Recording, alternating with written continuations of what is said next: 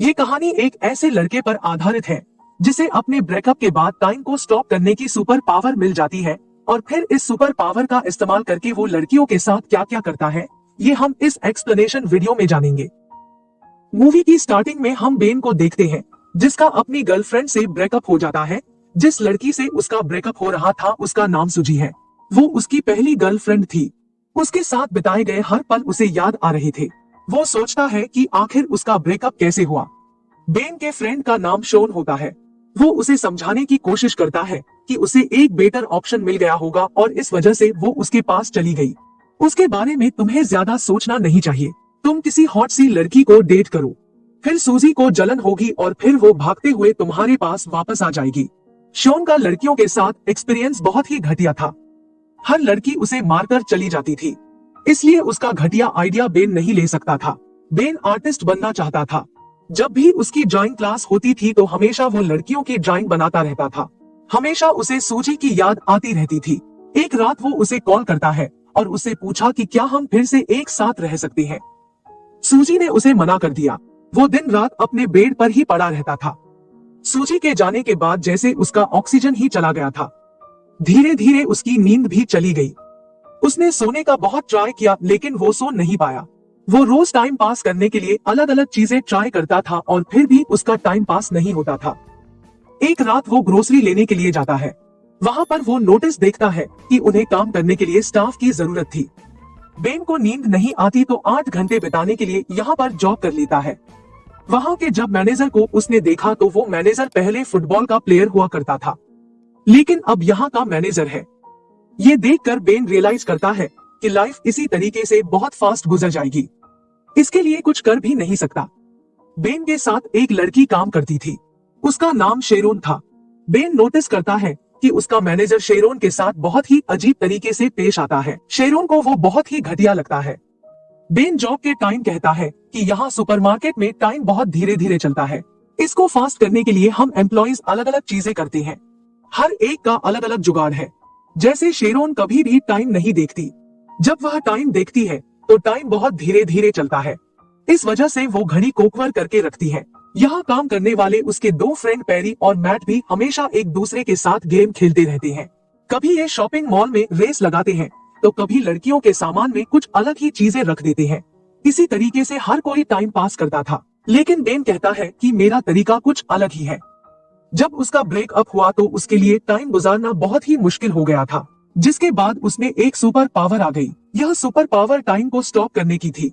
वो अपने पावर से सबको स्टॉप कर देता था और सारी जगह घूमने लग जाता है। सुपरमार्केट की सारी ब्यूटीफुल लड़कियों को नोटिस करता था। उसे लगता है कि लड़कियों में अलग से पावर होती है। वो जब छोटा था तो एक फॉरेन स्टूडेंट उनके घर में रहने के लिए आई हुई थी। वो बहुत ब्यूटीफुल थी। वो हमेशा उसे देखता रहता था। बैन जब भी टाइम रोकता था तो हमेशा लड़कियों की न्यूड ड्राइंग करता था। उसने एक बुक में पढ़ा था कि लड़कियों को पेंटर के साथ अफेयर करना अच्छा लगता है क्योंकि वो लड़कियों की ब्यूटी और निखार देती है। ऐसे ही बेन ड्राइंग करते हुए अपना टाइम गुजारता था और जब वो अनपॉज करता तो बहुत सारा टाइम गुजर जाता। अगले दिन बेन से मिलने के लिए उसका दोस्त शोन आता है। शोन को पता था कि अभी भी बेन अपनी एक्स गर्लफ्रेंड के बारे में सोच रहा है। वो उससे कहता है कि तुम्हें उसे भूल जाना चाहिए। शोन हमेशा उसे यही बात कहता रहता है, तो वो इस टाइम को भी रोक देता है। एक्चुअल में बैन और शोन बचपन से बहुत अच्छे दोस्त हैं। जब शोन की मदर घर से चली जाती है तो दोनों मिलकर न्यूड फोटोज देखते हैं। एक दिन जब ये दोनों देख रहे थे तभी शोन की मदर वापस आ जाती है। वो इन दोनों की फ्रेंडशिप को अलग ही समझती है। आज शोन बैन से कहता है कि आज तुम्हें मेरे साथ क्लब में चलना चाहिए। यह सुनकर बेन को अपने बचपन का किस्सा याद आता है। उसके शहर में एक लड़की थी जो पैसों के लिए न्यूड होती थी। ये सारे दोस्त लाइन लगाकर उससे मिलने के लिए जाते थे। इसके बाद हम देखते हैं कि अगले दिन बैन और शेरोन की नजरें मिलती है। शेरोन को भूख लगती है तो वो बेन से सैंडविच मांग लेती है। सैंडविच खाने से उसके गाल पर सैंडविच लग गया था।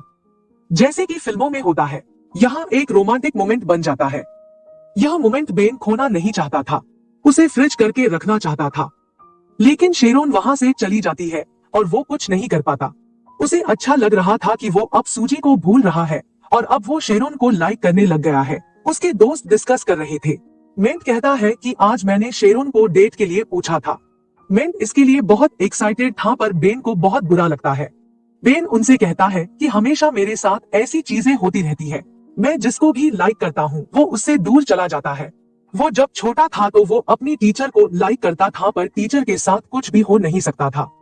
उसकी एक क्लासमेट थी जिसको वो बहुत लाइक करता था, लेकिन उस लड़की का एक्सीडेंट हो गया तो उसके प्लास्टर पर हर कोई टैटू बनाता था। बेन हमेशा उसे देखता रहता था। उस लड़की ने उसे अप्रोच किया तो बेन ने भी अपने सिग्नेचर उस प्लास्टर पर किए। जब उस लड़की का प्लास्टर निकला तो उसका पूरा हाथ बालों से भर गया था। सब बच्चे उसका मजाक बनाते हैं। वो बिल्कुल अकेली पड़ गई थी तो बेन उसके पास जाकर बैठता है और कहता है कि तुम जैसी हो वैसी ही ब्यूटीफुल हो। इसके बाद ये दोनों गर्लफ्रेंड बॉयफ्रेंड बन जाते हैं। एक दिन बेन उसे स्कूल के पीछे बुलाता है। वो उसके पास आती है और उससे पूछती है कि क्या तुम मुझे किस करना चाहते हो। बेन कहता है कि हाँ, लेकिन कल तुम मुझे यहाँ मिलना, क्योंकि कल स्कूल में कोई भी नहीं होगा। कल हॉलिडे है तो उन्हें कोई भी डिस्टर्ब नहीं करेगा। अगले दिन बेन ने उसका बहुत वेट किया पर वो नहीं आई। बाद में उसे पता चला कि उस लड़की का ट्रांसफर हो गया है। फिर सीन प्रेजेंट में आता है और बेन और शोन बात कर रहे थे। बेन ने शेरोन के बारे में शोन को बताया, पर वो ये भी कहता है कि मेट और शेरोन आज मूवी देखने के लिए जाने वाले हैं। शोन ने कहा कि वो सिर्फ एक फ्रेंड्स की तरह मूवी देखने के लिए जा रहे होंगे क्योंकि इनके बीच में कुछ भी नहीं है। अगले दिन बेन काम पर जाता है तो मेट अपने फ्रेंड से शेरोन के बारे में बात कर रहा था। वो बता रहा था कि कल उसने शेरोन के साथ जमकर टपाटप किया। इस बात से बेन का दिल टूट जाता है। उनका मैनेजर उनके पास आता है और कहता है कि मैंने मेरे एक ओल्ड फ्रेंड के साथ बेट लगाई थी। उसकी टीम के साथ हम सबको मिलकर फुटबॉल खेलना है। इस फुटबॉल मैच पर मैट को सपोर्ट करने के लिए शेरोन भी आई हुई थी। इनमें से किसी को भी फुटबॉल खेलना नहीं आता था, तो वो बहुत बुरी तरीके से हार रहे थे। दूसरी टीम के 26 पॉइंट हो गए थे और इनके 0 ही थे। बेन बोर होने लग जाता है, इसलिए वो टाइम रोक देता है। बेन हमसे कहता है कि मुझे हमेशा से यहाँ पर बहुत ज्यादा सेफ लगता है। फिर वो कैफेटेरिया में गया तो अचानक से उसे कुछ आवाज आती है। एक आदमी अनफ्रीज होकर वहाँ से भाग जाता है। बेन सिर्फ अकेला नहीं है जो टाइम स्टॉप कर कर घूम फिर सकता है। घूम फिरकर बेन मैच में वापस आता है। इनका लास्ट पॉइंट था तो मेट ने जोर से फुटबॉल को किक किया, जिससे मैनेजर की नाक टूट जाती है। मेट उसको हॉस्पिटल लेकर जाता है और बेन को कह कर जाता है कि शेरोन को घर छोड़ देना। बेन और शेरोन फिर कॉफी के लिए जाते हैं। बेन शेरोन से पूछता है कि क्या तुम और मेट एक दूसरे को डेट कर रहे हो। शेरोन कहती है कि ऐसा कुछ भी नहीं है, हम सिर्फ दोनों दोस्त की तरह मूवी देखने के लिए गए थे। शेरोन का पहले एक बॉयफ्रेंड था और उसे ब्रेकअप किए हुए उसे 6 महीने गुजर चुके हैं। बेन भी अपने ब्रेकअप के बारे में उसे बताता है। वो दोनों एक दूसरे को और भी अच्छी तरीके से जानने लगते हैं। शेरोन ने कहा कि मैं नाइट में स्पेनिश सीखती हूँ। उसे अलग अलग प्लेसेस घूमना है, वहाँ के लोगों के बारे में जानना है। स्पेनिश सीखने के बाद शायद स्पेन में जाकर वहाँ पर टीच करेगी। उसे साउथ अमेरिका भी बहुत अच्छा लगता है, तो वो वहाँ पर भी वो जाना चाहती थी। वो बेन को उसके सपनों के बारे में पूछती है। बेन ने कहा कि मुझे ड्राइंग करना बहुत अच्छा लगता है। शायद एक दिन उसकी भी आर्ट गैलरी में एग्जीबिशन होगा। शेरोन ने कहा कि मैं हमेशा एक आर्टिस्ट से मिलना चाहती थी। वो वर्ल्ड की किसी भी चीज में ब्यूटी देख सकते हैं। फिर बेन शेरोन को घर छोड़ने आता है। यहाँ दोनों किस करने वाले थे पर ये ठीक से नहीं हो पाता।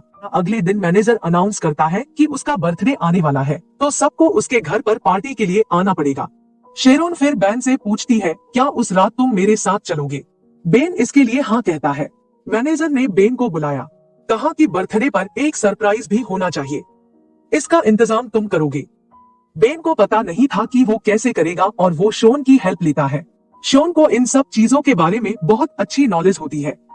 वो उसे एक क्लब में लेके जाता है।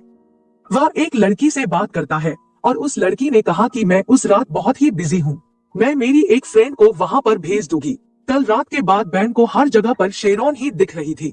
वो टाइम को स्टॉप करके हर समय उसे ही ड्रॉ करता रहता था। ऐसे कुछ दिन बीत गए और कल मैनेजर का बर्थडे था। शेरोन बेन से पूछती है कि क्या तुम अब भी मेरे साथ डेट पर चलना चाहते हो। बेन कहता है कि बिल्कुल चलना चाहता हूँ। जाते वक्त शेरोन बेन को किस करती है। इतने दिन तक बेन को नींद नहीं आई थी, लेकिन आज रात वो बहुत सोया। उठने के बाद उसे एक आर्ट गैलरी से कॉल आता था। बेन की पिक्चर्स उन्हें बहुत अच्छे लगे थे और उसे मिलने के लिए बुलाते हैं। बेन इसके लिए बहुत एक्साइटेड हो जाता है, लेकिन यहाँ उसके फ्रेंड मैट और बेरी उसका मजा ले रहे थे। फिर वो रात में बहुत अच्छे से रेडी होकर शेरोन के पास पहुँचता है। ये दोनों फिर पार्टी में जाते हैं। बेन यहाँ पर सूजी को देखता है। पार्टी में इन्होंने ऑर्डर की हुई लड़की भी आई हुई थी। ये वही लड़की थी जिसे शोन और बैन बचपन में देखने के लिए जाया करते थे। शोन मौके का फायदा उठाकर उसे डेट के लिए पूछ लेता है। शोन हमेशा लड़कियों को कुछ भी बोलता रहता है, पर यह लड़की उसे बचपन से जानती है तो उसे कोई प्रॉब्लम नहीं थी। उसकी लव स्टोरी यहाँ से शुरू हो जाती है। पार्टी में बैन बाथरूम के लिए जाता है तो वहाँ पर सूजी भी थी। सूजी को बेन को शेरोन के साथ देखकर बुरा लगा था। वो रियलाइज करती है कि बेन उसके लिए परफेक्ट था, तो वो उसे फिर से पाना चाहती थी। बेन उसमें कोई भी इंटरेस्ट नहीं दिखाता है। फिर हम देखते हैं कि मैनेजर शेरोन को परेशान कर रहा है। फिर वो उस पर गुस्सा होकर यहाँ से जाने लगती है। जाते समय उसने बैन और सूजी को किस करते हुए देख लिया था। शेरोन गुस्से में वहाँ से चली जाती है। बेन रियलाइज करता है कि शेरोन मेरे बारे में क्या सोच रही होगी। उसने टाइम को स्टॉप कर दिया और सोचा कि वो शेरोन को क्या बताएगा, लेकिन कुछ भी सोच नहीं पाता। ऐसे ही उसने 2 दिन तक टाइम को स्टॉप करके रखा था। वो शेरोन से मिलने के लिए जाता है, लेकिन शेरोन उसकी कोई भी बात नहीं सुनती है। उसे फिर से नींद आनी बंद हो जाती है, जैसे हमने पहले देखा था। फिर बेन के फ्रेंड ने उसे फेक कॉल करके एक आर्ट गैलरी में मिलने के लिए बुलाया है, तो बेन अपना आर्ट लेकर उस आर्ट गैलरी में चला जाता है। वहाँ के एजेंट से वो बात करता है तो उसे पता चलता है कि उसकी कोई भी अपॉइंटमेंट नहीं है, लेकिन फिर भी एजेंट उसकी ड्राइंग देख लेता है और उसे वो ड्राइंग बहुत पसंद आ जाती है। वो बेन को चांस देते हैं। अब उसका एक आर्ट शो होने वाला था। इसका इनविटेशन बेन शेरोन को देकर आता है। इस शो में बेन ने जो शेरोन की ड्राइंग बनाई थी बस वही लगाई हुई थी। यह सब बहुत ही ब्यूटीफुल था। बेन से एक आर्ट को एजेंट बात करने लगती है। वो कहती है कि मुझे तुम्हारी ड्राइंग बहुत ही पसंद आई। वो न्यूयॉर्क से थी। वो उसे बहुत बड़ा चांस दे सकती है। उससे बात करते हुए बेन नोटिस करता है कि शेरोन भी इस शो को देखने के लिए आई हुई थी। वो आर्ट एजेंट उससे पूछ रही थी कि फ्यूचर में तुम क्या करना चाहोगे। बेन कहता है कि मुझे साउथ अमेरिका में जाकर ट्रेवल करके ड्राइंग करनी है। यह एक्चुअल में शेरोन का सपना था, उसे साउथ अमेरिका में ट्रेवल करना है, तो बेन भी उसके साथ ट्रेवल करके ड्राइंग करना चाहता था। शेरोन अपनी इतनी सारी ड्राइंग देखकर बेन को माफ कर देती है। बेन शेरोन को आंख बंद करने के लिए कहता है। फिर बेन शेरोन को किस करता है और उसी टाइम उसने टाइम को रोक दिया। अब जब टाइम स्टॉप हो गया था तो शेरोन भी आसपास घूम सकती थी। बाहर बर्फ गिर रही थी तो शेरोन को बेन बाहर लेकर आता है। फिर वो किस करते हैं और यहीं पर यह मूवी एंड हो जाती है।